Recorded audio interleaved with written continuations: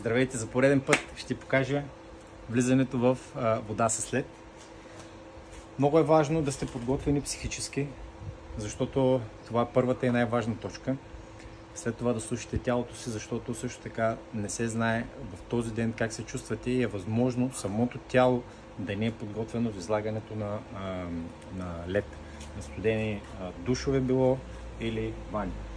След което се потапяме без да го мислим много, взимаме въздух и при издишане се потапяме и просто първите 15 секунди трябва да се концентрираме. Хубаво, ако времето е студено, да загреем с horse stand или това движение, за да можем да загреем малко кръвта.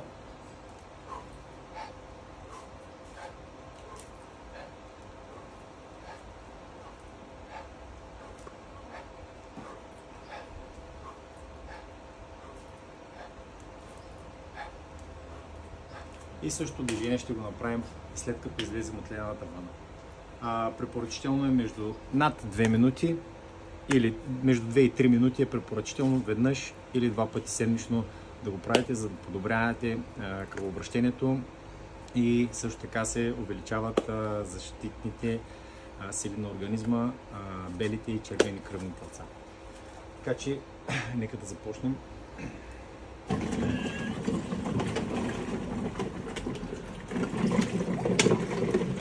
Както казах, взимаме въздух.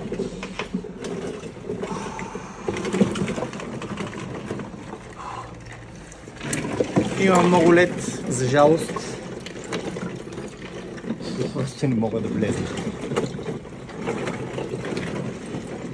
Не можахме да го натушим достатъчно. Сега ще се опитам да влезем за втори път.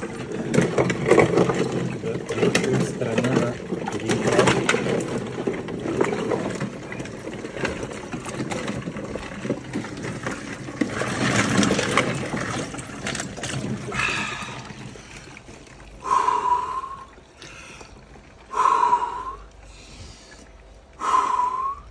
Дишите дълбоко. И 36.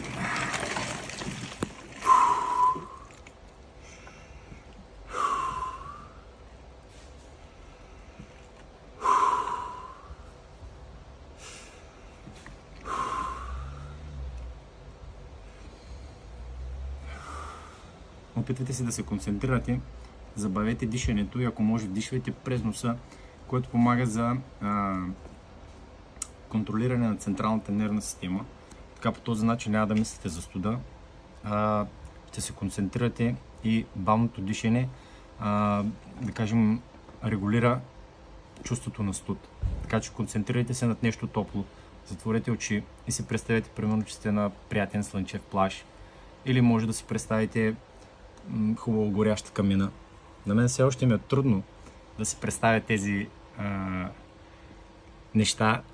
Така, но има хора с добро развито въображение, които на момента могат да си ги представят и могат да ви със сигурност мога да ви кажа, че това е един много лесен начин да задържите студа.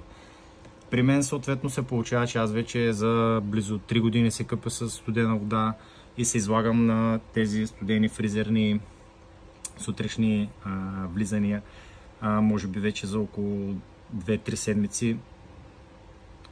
Не казвам, че не усещам студа, студа винаги ще се усеща, но е определено много по-лесно да стоиш вътре.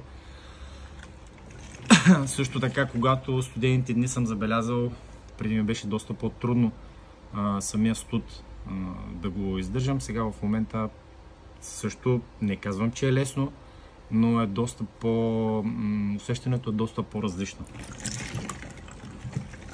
Вече сме 2 минути в ледените води. Само да добавя, Уим Хоф издържа по 2 часа в лед. Представете си какъв контрол на ума има този човек. Това е нещо наистина невероятно, но в същото време нещо наистина на което сме способни всички. Просто трябва да се концентрираме и да знаем как да го направим. Съответно трябва и практика, не може да стане от днес за утре. Така че ако можете, пробвайте, опитайте го. Не започвайте изведнъж. Първо, примерно, мога да се направя моя топлия душ, след това да започна с около 15 на 20 секунди студен душ и така да продължим докато увеличиме до 1-2 минути. След това можем да пробваме също така излагането на ето така ледени вани.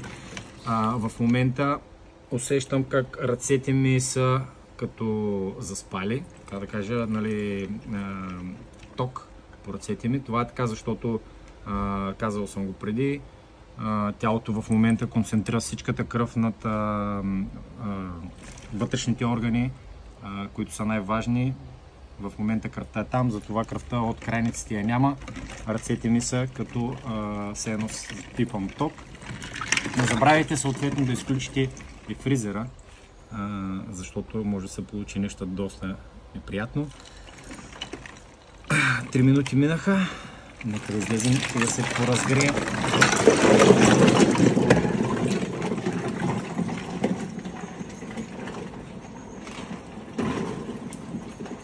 Както сподели, в момента ето това тук всичкото е все едно ме удря ток.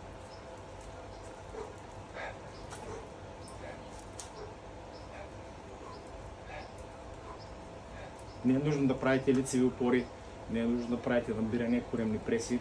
Само с ето такива движения е напълно достатъчно. И не е нужно да насилвате тялото си.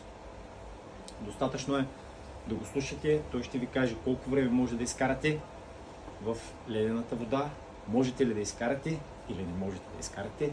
Това също така показва и концентрацията, която имате в момента.